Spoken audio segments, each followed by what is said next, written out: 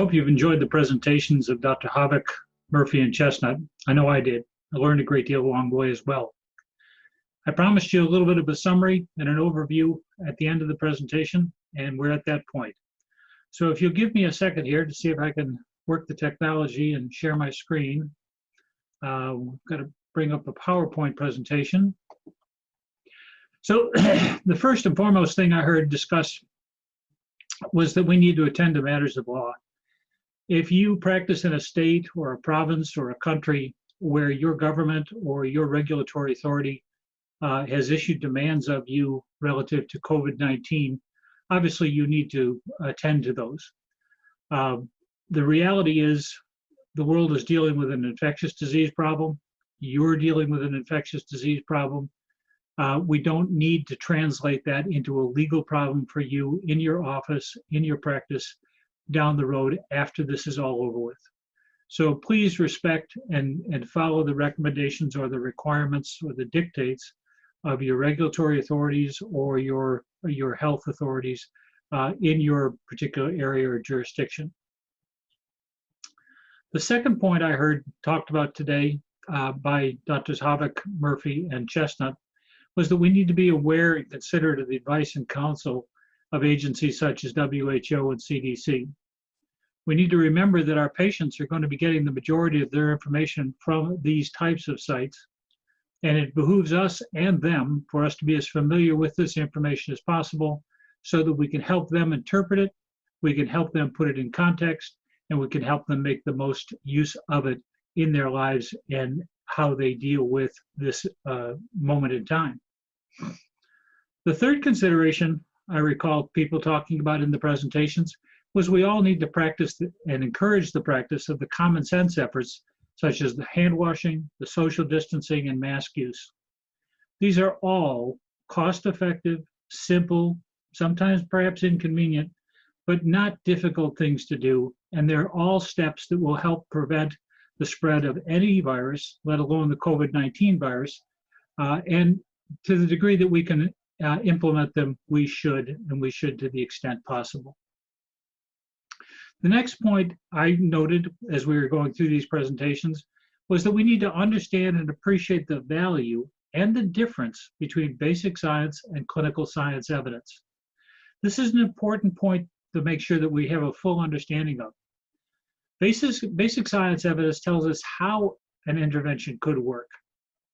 Clinical science evidence directs us as to when and where it works. Clinical science evidence builds on basic science evidence, and basic science evidence builds on clinical science evidence. They build on each other, but they provide different information and have different applications. We need to be aware of both. We need to also understand and appreciate the value and the difference between biological plausibility and clinical implications.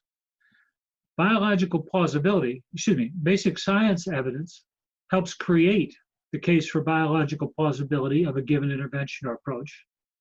Biological plausibility describes the mechanisms and the pathways associated with interventions of all kinds.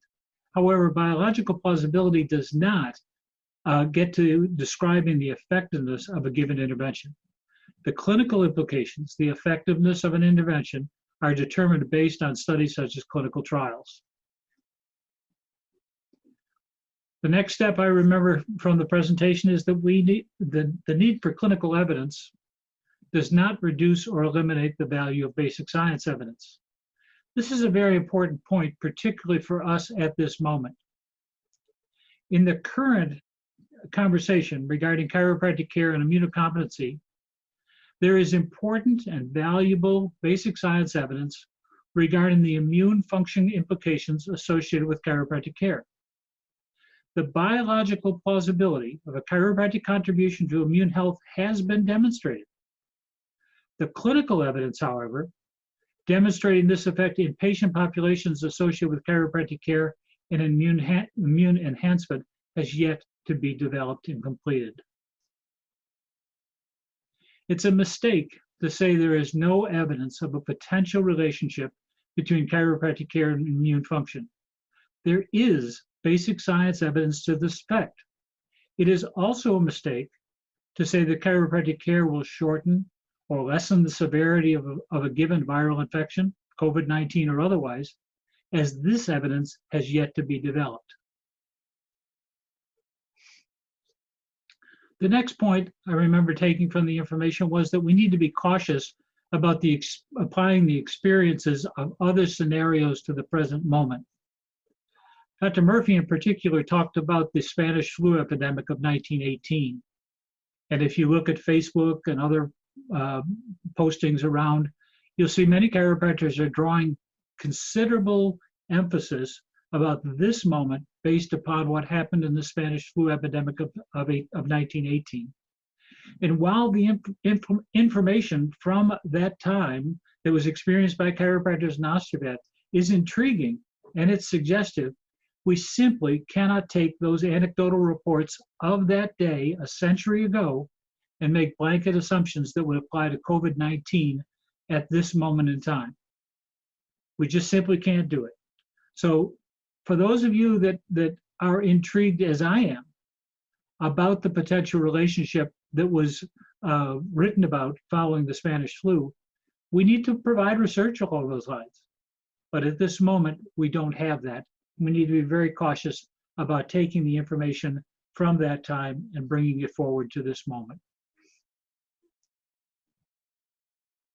I also heard, I think each of the speakers talk about the idea that we need to be very reserved and restrained in social media posts and conversations. This is a very critical time. The entire world is on edge over this COVID infection. As a result, anything that's said is being hyperanalyzed, being put through a hypercritical lens, and we need to be extremely cautious about what we say at this moment in time. We also, at this time, perhaps more than any other in our history or in the history of social media, we need to make sure that when we offer our opinions, that they're offered as opinions and not as facts. And we need to not conflate opinions as facts and make sure that we're very clear what we're talking about. The best advice and strategy that I could offer you is to minimize opinions relative to COVID-19 at this point as much as possible. Put as much factual information out there as you wish, but minimize the opinions to the greatest extent possible. A cousin to that argument is we need to avoid speculation. We need to avoid speculation about what is working in terms of medicine, what isn't working, who's at fault, what the problems are, where this got started, what the implications of it are over time, etc. This just isn't the time to speculate. It isn't going to help us. It isn't going to help the situation. And we need to put our attention toward making sure we understand as much about the moment as we possibly can. My hope and my request of you is to provide chiropractic care during the COVID-19 era with appropriate precautions, as you did before this time and as you will after this time. The care your patients needed before the COVID-19 reality, during and after this situation, will not change much likely. Providing chiropractic care as a part of a patient's health recovery and well-being strategy does not change in the presence of COVID-19. Again, with the precautions that I talked about just a moment ago. Our care is not directed toward the management of COVID-19. It is simply our ongoing care in the era of COVID-19. And again, coming back to how we might change, how we might be expected to change the activities in our offices in the presence of the COVID-19 environment, is we need to employ the appropriate hygienic and screening protections for you as well as for your patients. In your office, you'll need to modify some of the procedures and practice in this era. You should be prepared with policies and practices in your office that provide you and your patients with as much protection as possible from transmission as you can. In your office, you'll need to modify some procedures and practices in this COVID-19 area. You should be prepared with policies and practices in your offices that provide you and your patients with as much protection from possible transmission as you can. Cleaning tables and patient care area surfaces between patients is expected, as are hand washing and the screening of persons prior to entering patient care areas for fever or other obvious illness. This is also a time when you might want to consider offering more conversation to your patients about supportive care directed towards stress, sleep, diet, supplement use, exercise, and the need for connectedness and support, as each of these elements contributes toward the immunocompetency of each and every one of us.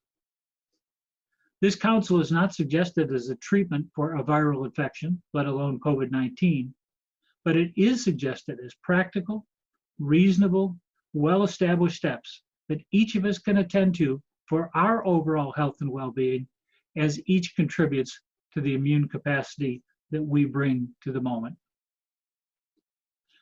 Finally, the last couple bits of information from me personally: take care of yourself.